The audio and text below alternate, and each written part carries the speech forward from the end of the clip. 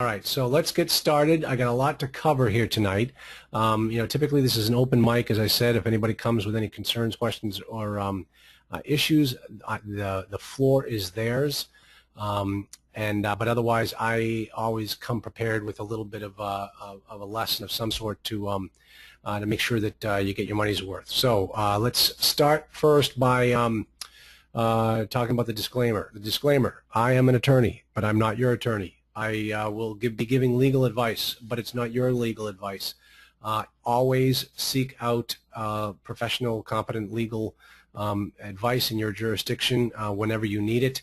It's money well spent. I'm going to keep my brethren in clover.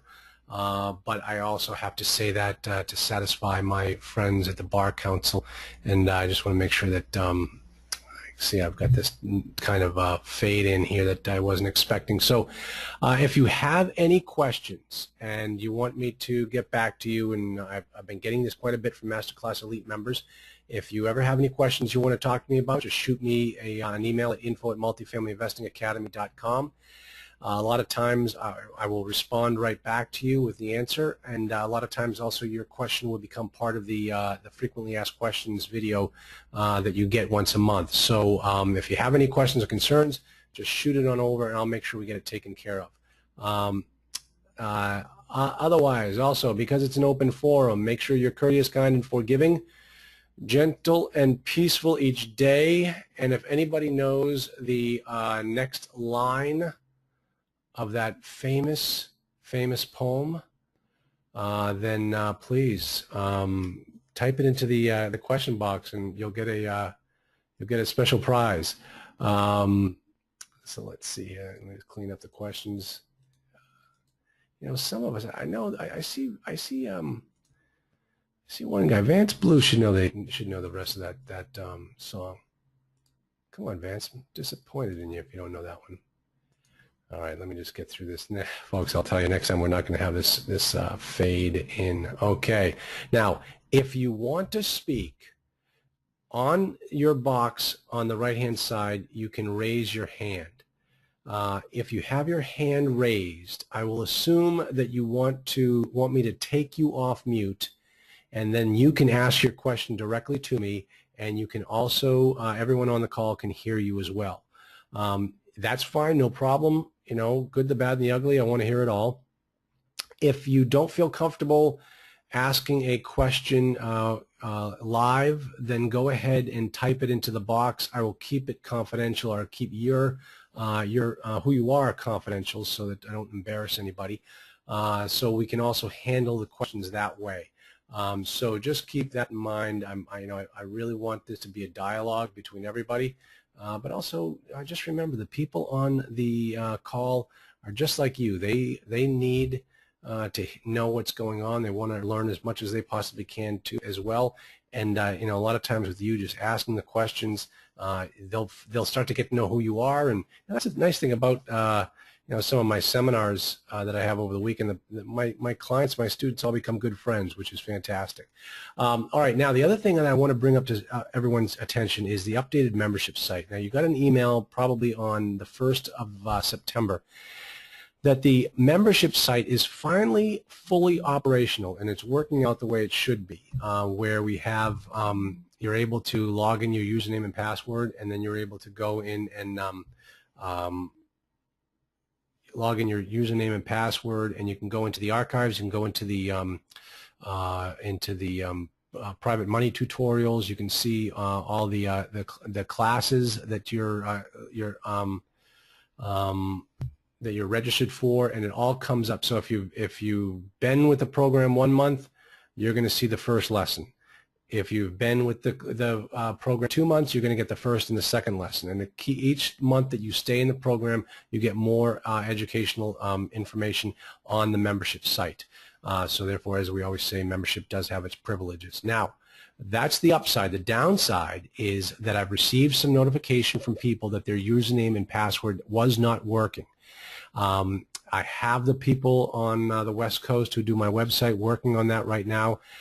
Interestingly enough, someone came back to me and said that after 1 day, her username and password ended up working, and we were all kind of scratching our heads on our end because we still hadn't had the fix done yet. So we're still trying to figure out why that is working for some people and why other people are able to get into the site.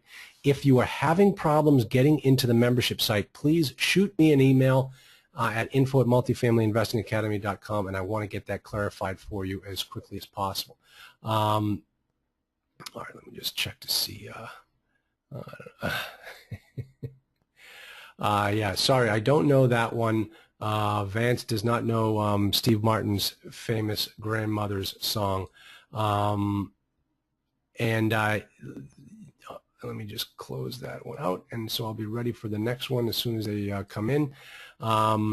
So let's get started here. Now, let me explain to what we're going to talk about. If nobody has any questions offhand, if no one's working on any deals that they need any assistance with, or they want to talk to me about online, I wanted to bring up an email that I received from a new member that is a member of the Boston area RIA club that I run with Duncan Weirman.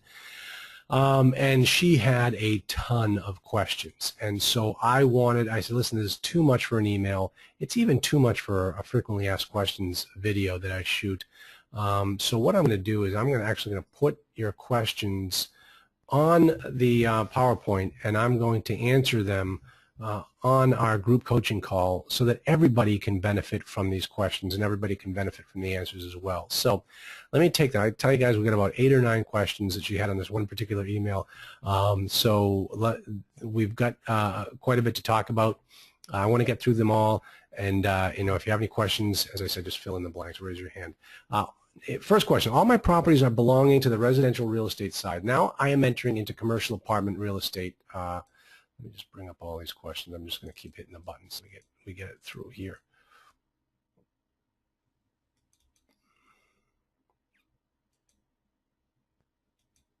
Okay. Part A, what are the major differences between commercial apartments and residential multifamily less than or equal to 4 in terms of marketing? Now, obviously, if this was a question in terms of financing, that's an easy question. 4 and under are considered residential. Over 4 is considered commercial.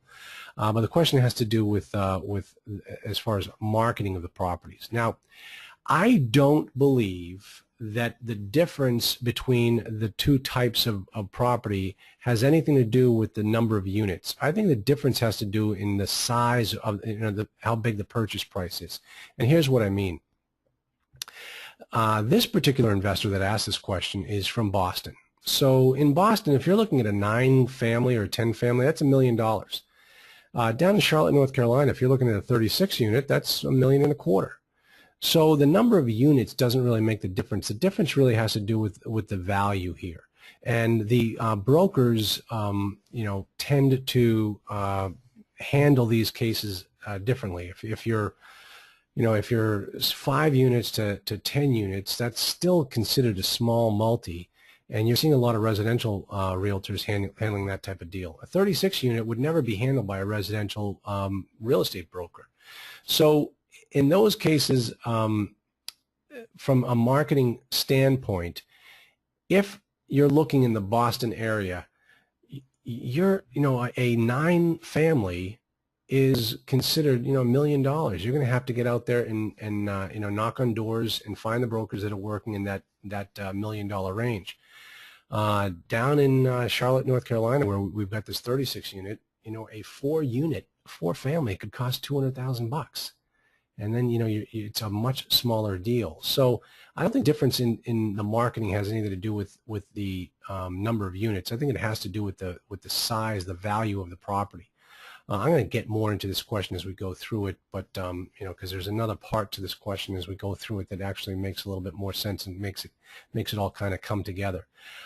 She says, should I change my mindset to adjust myself to this new business field? If yes, what changes? Now, you're talking about the new business field. If you're talking about going from residential to multifamily, the answer is absolutely true. Now, this particular investor has not been to my Shark Tank. She's not been to any one of my classes, so she doesn't really understand. She hasn't seen how I teach multifamily to my students. The thing you need to understand is that multifamily is not real estate. Real estate is just the vehicle that we use to raise the money, to generate the cash. The business that we are in is the contract business. We generate revenue based upon the value of the contracts. The real estate is really nothing more than a factory that generates the product, which is the contract. So if you're talking about changing your mindset, you absolutely have to change your mindset. If you're sitting there looking at a 10 family, the most important thing about that 10 family property is not the roof and the basement and the foundation. The most important thing about that multifamily are the contracts that you're buying. You're buying the cash flow. That's what you want. The real estate's just secondary. So yes, you have to change your mindset in this business to think like a business person. You have to look at the profit and loss statement and understand, what's real on it and what isn't real on it. And I make sure that we go through that on a regular basis so that you come out of it. By the time you're done with these questions, by the time you're done with my courses, you will have a great understanding of exactly what it takes to own and operate multifamily property. And the number one thing is understanding the financials. Now, another question, is there a national or a Boston area association just for apartment building owners? Now, there can be. Now, she obviously met us through our RIA club. And this particular RIA club is a new startup RIA club which doesn't have any subgroups. Many area associations have their real estate investment club, but then within that club they'll also have a sub-market or subcommittee just for apartments. I know that the people out in the Seattle RIA, I'm trying to remember what it's got a particular name. I just can't remember it off the top of my head. But the Seattle Washington RIA actually has a multifamily investing academy subgroup. And there's some other groups have started up where I've spoken where they will actually have groups of people after one of my classes will form a subcommittee or subgroup below the local RIA club. Right now, the Boston area Real Estate Association does not have that, but if you are in different parts of the country, you should definitely check that out and make sure that you're a part of that group, because you can learn a lot from those people. It's a great group, great networking crowd as well. Now, she states, in your own experiences, how many percent, okay, this is a tough question, how much percent of your apartment buildings come from real estate agents and how many come from USDA? Now, the reason why she asked USDA is because she had just gone through the first lesson in the master class program. And she says, how many percent from bird dogs and how many percent from wholesalers? Now, the answer is I have no idea. Nobody keeps these statistics. I can tell you, though, that the majority come from real estate agents, real estate brokers. It's the path of least resistance. It's the easiest path to take, so more and more people take it. Doesn't mean that's where you're going to find your deals, though it could be. You might, once you get in tight with a real estate agent or real estate broker, then yeah, you might be able to get some pretty good deals off that guy. But the fact is that there's no way for me to tell exactly how many come from what source. Just in my own let me think here. I'm just trying to do, off the top of my head, some of the deals I've done. One came from a mortgage broker. One came from a couple came from brokers. One came off a LoopNet, I'm embarrassed to say. And let me see, what else was there? The most recent one we did came from a cocktail party. People just knew we were in the business, and they said, hey, I might have a lead for you. And it turned out to be a phenomenal lead, and we bought it. So you're in the business, you're constantly in the business, you're constantly looking for deals. Anywhere you go, you've got to keep your eyes open and just talk it up. Let people know what you do, and you'll be surprised at what people come back at. I mean, remember that the first group coaching call where I did the comparison of that property down in Florida. I had already seen it. I had seen it when it was off market. I knew about that property up here in Boston because of some broker down in Florida. So you just have to let people know what you do, and you never know what's going to drop in your lap. Little postscript to that story. If you recall, I had received it in from one particular broker, and then when the masterclass member sent it to me, it was with Marcus and Millichap. Well, it turns out that the broker that we were dealing with passed away. So in the 6-month period between when I started looking at it and went to Marcus and Millichap, the broker died, which is kind of sad. I think it was like a 58-year-old guy, and it was just Never woke up one night. So now in my marketing class, most of my contacts are through the internet. How can we establish trust remotely? Great question, because I do teach in my marketing class that you have to do this business. It's a relationship business. That's how you're going to make this thing work. So if you're getting everything over the internet, how are you able to establish a trust and build that relationship, remotely? Great question. It just goes to show you that what you need to do is pick up the phone and speak to these people. You can find them on the internet, but you have to pick up the phone and start building a relationship with them. That's just the way it has to be done. There's no other way to do it. You're not going to do it with a letter campaign. You're not going to do it by, email. Email tends to actually destroy relationships. You just have to pick up the phone and speak to these people on a regular basis, like you would with anyone you're trying to build a relationship with. Consider some of these sources like Match.com. You find them on Match.com, but you don't date them on Match.com. You got to actually get out there and see these people face to face. And that was a really good analogy. That just totally popped into my head as I said it. So you guys might want to write that one down. That's a Dobbins classic. Dobbins classic. It'll show up as one of my rules in my next class, I guarantee it. So, all right, many of your sites provide contact info for real estate agents and their website. Okay, this is really good. Some of their properties are not listed on LoopNet. Why do the agents prefer to list on their own sites, since LoopNet allows them to reach millions of buyers? It all comes down to money. It costs a lot of money for them to advertise on LoopNet. And so if they put all of their properties up on LoopNet, then it's going to cost them a ton of dough. But instead, they put what we call in the business the lead magnets out there on LoopNet, the properties that will have the greatest appeal to the greatest number of people.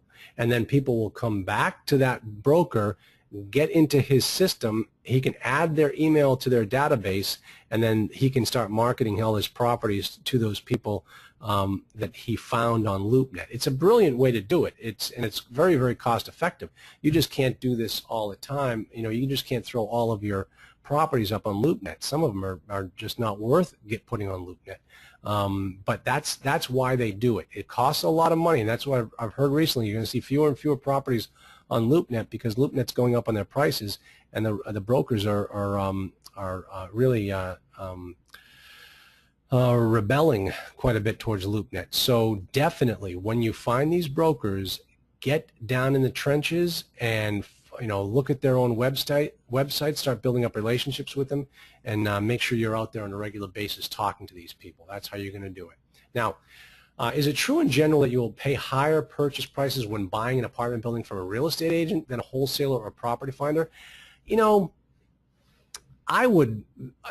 There's no hard, fast rule that this is actually a truism. But the fact is that when you're dealing with a real estate agent or a real estate broker, it's their job to maximize the profits for their client, who is the seller. Remember, they're not your client. You don't work with the agent. The agent represents the seller. So it's his responsibility to get the highest price he possibly can. So that's why, and on top of that, you've got the real estate fee built in, 5 to 6% depending upon how they negotiated it. Now, having said that, now we've got now the question is, having the wholesalers or the property finders, there's no rhyme or reason as to the purchase price automatically being lower if it's a wholesale deal or a bird dog deal than if it is with an agent. But just remember one of my other rules. The biggest lie in multifamily is the asking price. That is not even a point that you need to start with. Get in there, look at the financials, look at the income and expense statement, and come up with the right price that works for you. Don't worry what the real estate agent is asking or what the wholesaler is asking. That's meaningless. Remember, that's the biggest lie in multifamily. So don't worry about the price regardless of who you're talking about. You've got to just make sure and do your own analysis and make sure it's a good deal yourself. Now, another thing she watched was how I set up my accounts on LinkedIn. And in the video I say you should set up 2 accounts on LinkedIn. How can you do it? And then she also told me there was a very smart idea, and I'd like to thank her for that because she's very right. How can you do it? Well, the thing to do it is you obviously need 2 email addresses. And when I first did it, I did not realize why I was doing it. What happened was I have one of my email addresses is Dobbins Company, and I quickly found I could only put 50 groups. Like I could only join 50 groups per email account. Well, there were so many more I wanted to join, so I needed a second email account, and that's when I came up with the Dobbins Law account. So now I have 2 accounts on LinkedIn that have 50 groups associated with them. Now, that's easy to do. You just go make up an email account on Yahoo or Google or Gmail or what have you. That's easy to do. Now, the thing that is the problem is when you have people following you on both of the email accounts. So you want to have one account that's kind of almost like an anonymous account, and then you have another account that is your major account. See, what happened is I decided just from a work standpoint that I wanted the Dobbins Law account to be my primary LinkedIn account. Well, I still have people, liking my account or asking me to become their contact on my Dobbins Co. LinkedIn account, which I really don't even monitor anymore.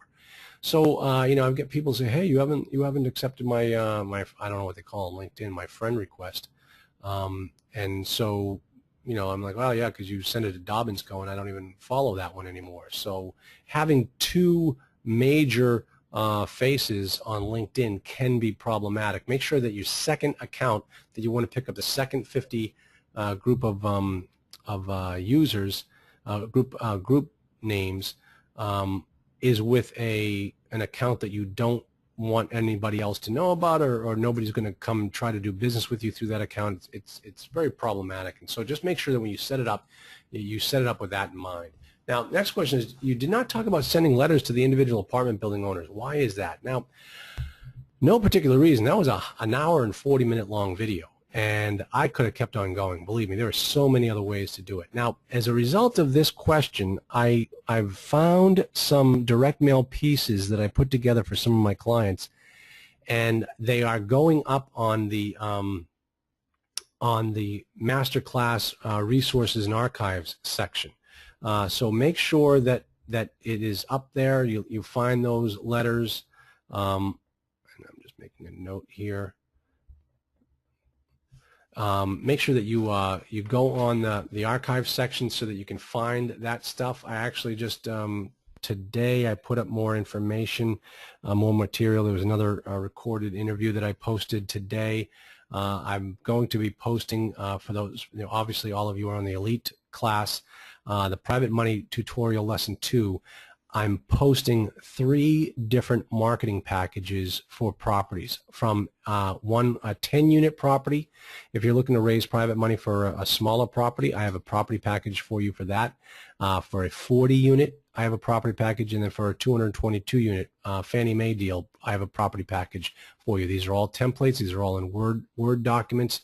You can pull them down. You can make them your own, and you've got all the templates needed to go out there and start chumming the waters for both equity and debt. These documents can be used for the banks as well. So you definitely want to have these documents in your arsenal of tricks, and you'll be able to find those in the private money tutorial. So keep looking for new material in the resources and archives. I'm constantly putting stuff up there. I've got so much more material that I haven't even touched yet that is going to be going up on the resources and archives. And if anybody has a document or needs a document and you think it would be beneficial for everybody in the group, shoot me an email at info@multifamilyinvestingacademy.com.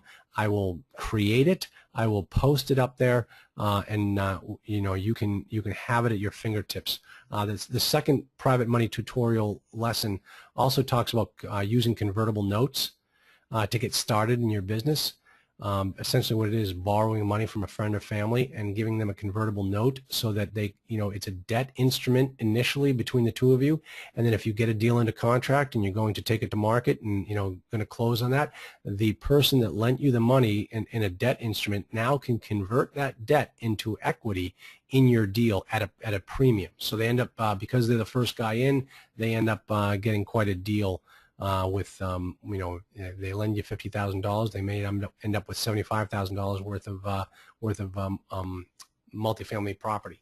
So that's another document that you're going to be finding on the Forms and Archives. So keep coming back to that. There's always more. I'll send you out a reminder email once a month to go check it out.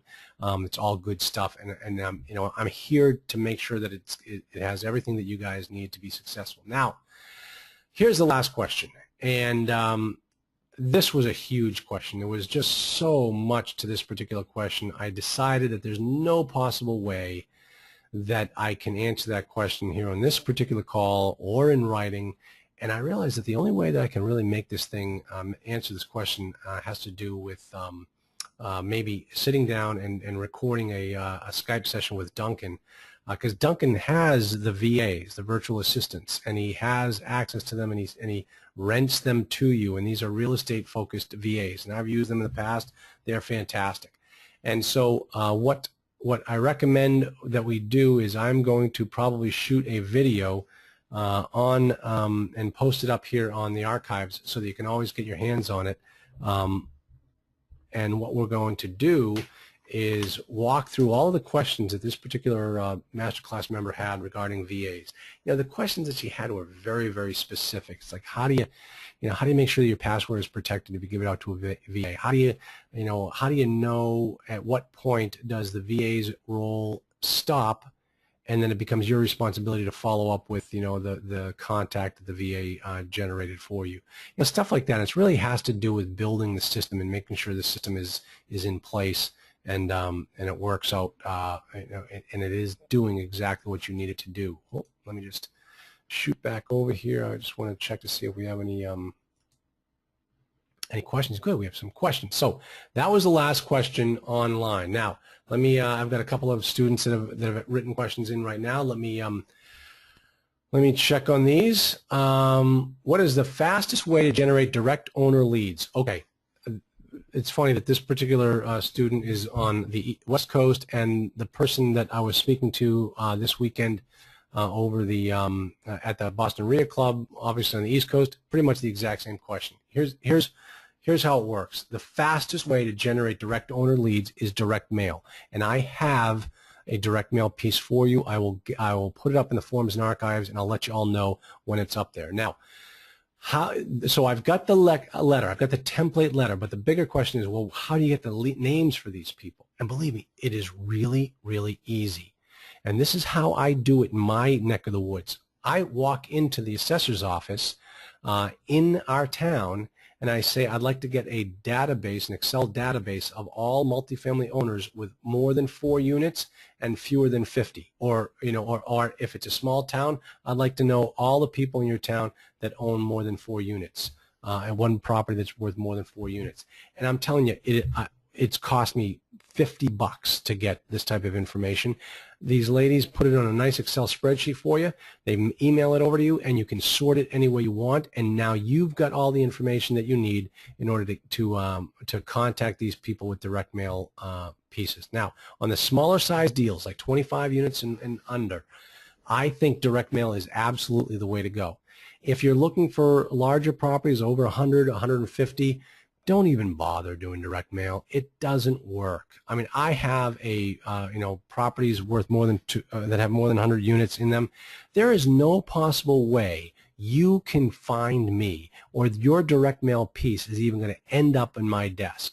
It just is not going to happen. I've got so many LLCs and buffers along the way. You are just not going to be able to track me down and find me. So don't even bother. But on the smaller size properties, the owners are they're right there. They go out there. A lot of them pick up the rent checks themselves. A lot of them end up going to housing court every Thursday. I don't know what it is in your jurisdiction, but here in Plymouth County, it's every Thursday you go down to housing court. You can go down and you can meet firsthand the angry landlords. So those are the types of things that you can easily find leads for smaller properties. And if that's what you're looking for, man, it's an easy business, and that's the way you should be doing it. You should not be waiting for a realtor to drop it in your lap. You have to be going out to these people directly. Because think about it, some of the best deals that we've had were ones where it never even saw the light of day, never even saw the market. and you want to be the person in place ready to buy that property when it's time. So let me know if that answers your question. Let me see. Are there any nationwide insurance companies that handle insurance for multifamily, providing cheaper rates than local insurance agents? Okay. I'll tell you, all insurance is typically sold through brokers. So the brokers are the ones that have the facilities to be able to find those apartment properties, those apartment deals. There was a friend of mine. His name is Kent Littlejohn. He owns a National Association of Condo and Multifamily insurance agency. I can't even remember the name of his insurance agent, but he's big on LinkedIn. And if you go on LinkedIn and look for Kent Littlejohn, he's got a nationwide insurance agency that handles multifamily. He has always been able to get me some good rates. This past year, we switched it over to another agent who was able to get us a better deal. We had put in, obviously, if you've come to my classes, I put in some pretty big insurance claims this past year. And whoops, sorry about that. I put in some pretty big insurance claims this past year, and so I know that we were going to get dinged, and sure enough, we got dunged. And it turned out I was better off switching the business to somebody else, and that's what I did. So. And the thing is, the agent that I switched it to happened to be right up in my old hometown, and he has national facilities to be able to put multifamily deals with. And the other thing, too, is I played golf last month, and we won with the New Hampshire Apartment Association. And it turns out my insurance agent is the insurance agent of choice for the New Hampshire Apartment Association. And so that might be another place where you can find some of these the best carriers to pick up is at the local or the statewide apartment association. So that's definitely another place you want to tap into as well. But you know what? Insurance, in my estimation, and I have been in the business, insurance is a commodity. I don't care how many times people can say, oh, no, we have the best claims paying ability whatsoever. Listen, insurance is a commodity. These guys just duke it out. I mean, just to think to yourself, when you go for the renewal and you decide to shop it and you go to another agent to shop it, one of the things that the other agent, the new agent does, he says, well, what was your renewal? Well, I tell you what, I'm not going to tell you what my renewal is. Why don't you just tell me what your best rates are? And they always want to know what your renewal is so they can price it right around there. So it's I think insurance is a scam, but it's a necessary evil and something that we always have to be shopping in our business, because remember, it's important for us to keep our NOI as high as possible. If we can reduce our expenses, every dime we reduce it, we make a dollar. So if we can reduce our insurance expenses by a dime, we made $1. So that's what you definitely want to do. Now, here is a question as far as a typical expense ratio for C-class properties. All right, pretty broad question. Let me run through this. Everybody get your pen and paper ready. This is going to be the rule of thumb for the expense ratios for all different types of class properties. A-class properties typically have an expense ratio of 38 to 45%. And it's kind of a big spread, because what you have to take into consideration are those expenses that are very geographically geocentric, so to speak. Taxes and insurance. Taxes and insurance in West Palm can be higher than taxes and insurance in Oklahoma City. So here I am giving you the typical expense ratios for different types of properties with a big spread, because I'm not being told what part of the country I'm giving you this in. So Class A, 38 to 45. Class B, 45 to 55. Class C, 55 to 70. Now here's the rub. With B-class properties, it typically should be tenant-paid utilities. If it is tenant-paid utilities, you're going to see the expenses in the 45 to 50% range. If it's not tenant-paid utilities and it's all bills paid, or the landlord pays it, then you're looking at the 55 to 60% ratio. All right. Now I said that the typically C class about 60 to 75% expense ratio. C class properties always, and I hate speaking in absolutes, but C class properties tend to always be landlord paid utilities. And when you're talking landlord paid utilities, you're looking at about a 65% expense ratio. It's tough to make money in C-class properties. You've got to be very, very careful. As we always say, C-class properties, buying C-class properties is like catching a falling knife. You got to get it at just the right time. Otherwise, you're going to cut yourself. So that's what you need to think about when you're looking at the different expense ratios. Now, knowing that, look at an income and expense statement, I know right away what type of property it is just by knowing what the expense ratio is for that property, for that what the broker is leasing. And this happened just the other day. I saw an expense ratio that was 28%. What do you think my initial reaction was? My initial reaction was BS. You can't run a property with a 28% expense ratio. It just doesn't work. So I quickly told the student that, hey, listen, no way, these numbers are all wrong. There's no possible way this property can operate that way. And sure enough, it was all baloney. And once we finally started digging into it, they all caved, and we all found out what was going on.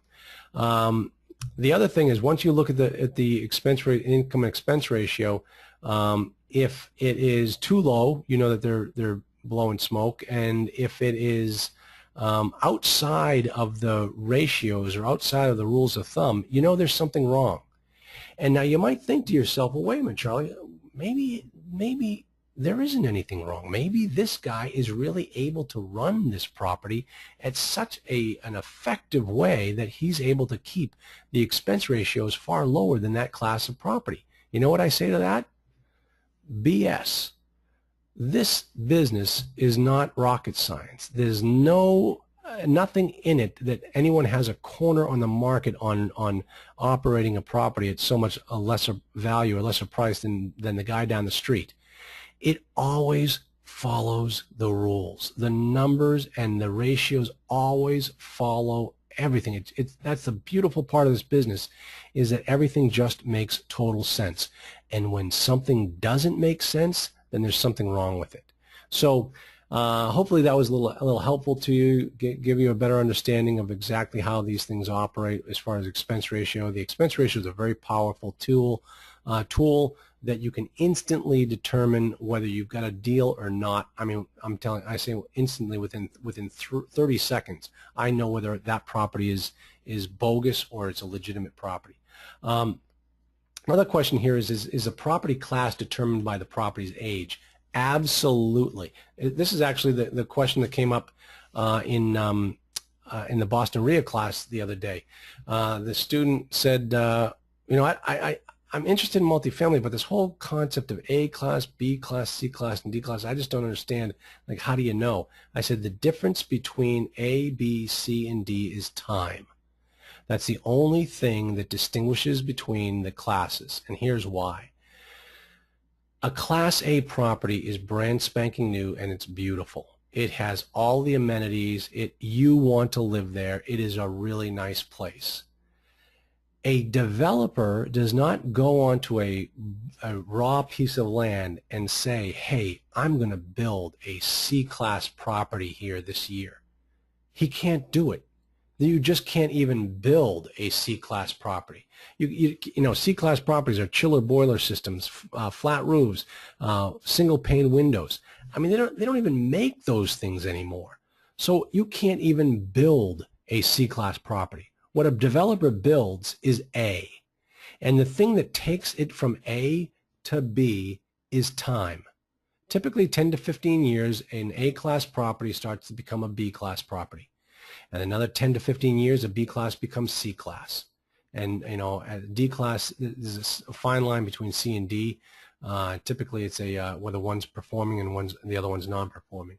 So that's the difference between the different classes. Now, there's an exception to the rule, and the exception that I cited the other day was the fact that you walk into New York City, Manhattan. I mean, they have some properties that are being advertised as being, pre-war construction. That is a benefit in New York City. So, you're sitting here saying that the difference between A and a C is time, but man, you walk into New York City and everybody wants to live in the pre-war buildings because they're absolutely beautiful. So that's how you need to think about the different classes and the different ages. Age is the thing that makes the difference. If I see a property that's built in 1975, C class. If I see a property that's built in 85, B, B minus. Property built in 95, okay, now we're talking about a B, solid B, maybe B plus. And a property that was built in 2005, 2010, that's an A-class property. And, all of the expense ratios that I mentioned to you just a moment ago all follow those types of properties exactly as I just described. I'll tell you, folks, when you get the hang of this business, nothing's new. You're going to know exactly, as well as I do, just by looking at these deals, what's good and what's bad and what works and what doesn't work and who's trying to blow smoke up your skirt and who isn't, all those types of things. And it actually, it becomes a very fun and easy business. It really doesn't take much to learn it all. So, okay, that was my last question. I'll give you 10 seconds as I start to wind things up. If anybody has any other questions that they want to tie into, they want to just type into the box there, and I'll be more than happy to answer it. If you think of something after, oh, wait a minute, I've got somebody that's got their hand up. I apologize. I just caught on to that. And I'm going to unmute you. And Donald, I'm going to let you talk. And Donald, can you hear me? Well, I hope this works. Maybe Donald hit the wrong button. Or Donald, if you don't want to talk, if you just want to say something into the mic or into the question box, feel free to do that. Oh, he's got his hand back up again. Donald, can you hear me? You should be able to say something if you're on a phone or a speaker. Oh, he doesn't have access. Okay, Donald, I'm sorry. I'll put you back on mute. Donald, if you had a question, go ahead and just ask away. Otherwise, I'm going to wrap up tonight. And okay, I got another question, but I just wanted to say before I hang up that I will have this group coaching call encoded and produced and up on the membership site tomorrow. So if anybody wants to hear it again, if you didn't hear it, you can always go back and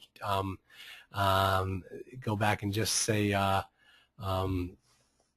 You can go back on and just listen to it all you want. And I just got a nice hello from a good student of mine. Hello, Doris. Good to hear. Good to see you. I'm glad you're here. All right, and let me see this. I have another one from Suzette. What is a typical budget for an effective direct mail campaign? Oh, that's a tough thing to answer. The first thing I would do is I would go back and identify the market that you're looking to do the direct mail piece in. Find those properties. Speak to the assessor's office, get that database on Excel, and find out how many names there are on that list. I mean, when I looked in Plymouth County, I mean, we probably had 50 that were over 20 units. I mean, obviously, I live out here in Massachusetts, and 20-unit properties are very rare and hard to find. But you go down to Texas, and you ask for the same type of list, and you are just going to have thousands of names on the list.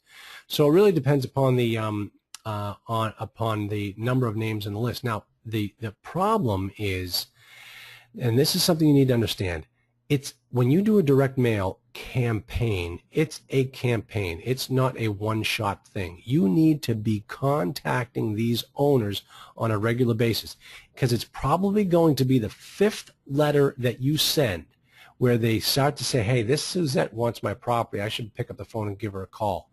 It doesn't always happen the first one. You've got to create a constant connection with these people, just like you do. You're just building up a relationship with them, like you are with the realtor, with the broker. So make sure that it's a campaign. So when you're figuring out your budget, don't make it a one campaign piece. Make sure that you do many mailings to your list. All right. Yes, Nova. Nova just asked, am I to assume that the login problems will be taken care of soon? Absolutely. We've been working on them once we've identified them. Nova, some of the people have said that that their numbers are, their username and passwords have started to work again. If you want to try it again, Nova, let me know. Shoot me another email for tomorrow. When I come back in tomorrow, I think the people from the West Coast will have got the deal solved and taken care of, and we can figure out exactly what the problem is. And Donald, oh, okay, I'm sorry. Your thing had to do not having access to speak. So hopefully that is hopefully that's it. All right, Nova, great. I appreciate it. So, all right, everybody. As always, if you need me, thanks, Suzette. If you need me, drop me a line, send me an email. I really want to, help all of you get your first deal done. As you start going through the lessons, you're going to learn more and more. And the whole point of where we're going with the lessons is once you hit the 3rd to the 6th month, you are going to be making offers. So when you come on these calls, I want to hear about the offers that you've made, and that's the key. If you're not making offers, this is nothing more than an expensive hobby. So I want to make sure that all of you make those offers, and I want to make sure that you make them the right way so that we can get them accepted and we can start moving you towards that path of getting you into this business. So everybody, great time, another good call. I really appreciate all of you being here with me. It's a lot of fun for me. I really enjoy this, and I want to make this as powerful for all of you as possible. So having said that, I'm going to shut down now, and everybody have a great night, and we will see you and talk to you again in 2 weeks. Unless you need anything sooner, just drop us an email. We'll be more than happy to talk to you. Thanks, everybody. Talk to you soon.